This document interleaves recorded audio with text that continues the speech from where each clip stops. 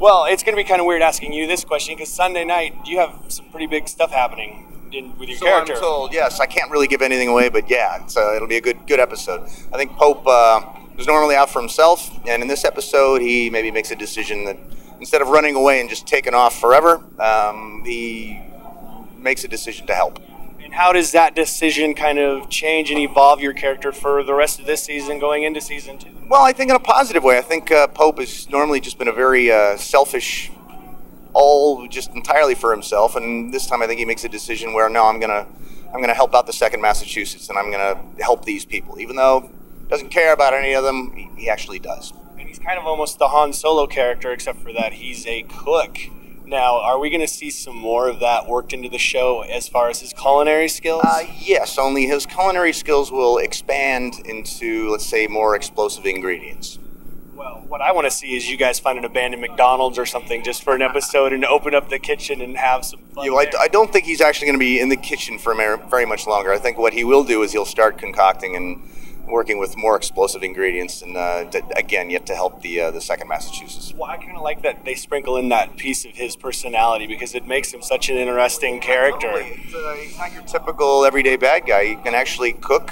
He can carry on an incredibly intelligent conversation. I think he's a real history buff. If anything, I think the similarities between himself and the Tom Mason character is that they're both incredibly smart and intelligent, and I think. Yeah, but I think they almost could have gone to school together as children. And Pope made certain decisions that led his path there, and Mason made different kinds of choices in his life. But I think they both have a certain understanding about life and how it works. And with this show being on in the summertime, we're seeing that this is a show that's offering action scenes, thrilling scenes, scary scenes, and it's better than probably 80% of the movies that are out right now. Can you talk about having a TV show and how that kind of landscape is evolving to what we see right now, where it's funner to stay home and watch Falling Skies than to go see anything else? Sure. Well, I think television is, I wouldn't say evolved. If anything, it's going back to how it originally started back in the 50s. It was the golden age of television, and some of the best stuff you can see now is not on the big screen. It's on television, with just the cable stations and HBO, AMC, and TNT. There's some really powerful writing and some fantastic actors that are doing some incredible material. So it's nice to be able to, just as an actor, to do something that you can actually feel proud of.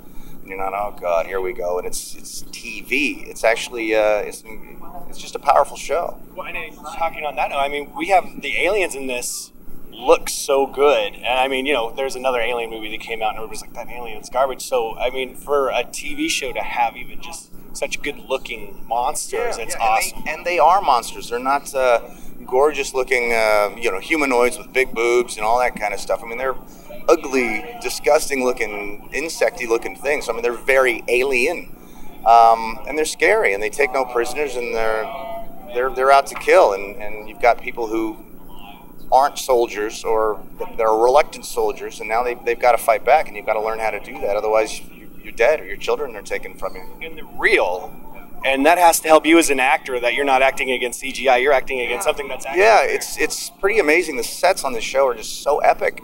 And I remember my first day on set, I showed up, and you got 300 extras, and you got weapons and fatigues and dirt, and there's camp stoves, and there's trucks and everything in the background, and it's like, whoa, this is not Gilligan's Island. I mean, this is not a TV show.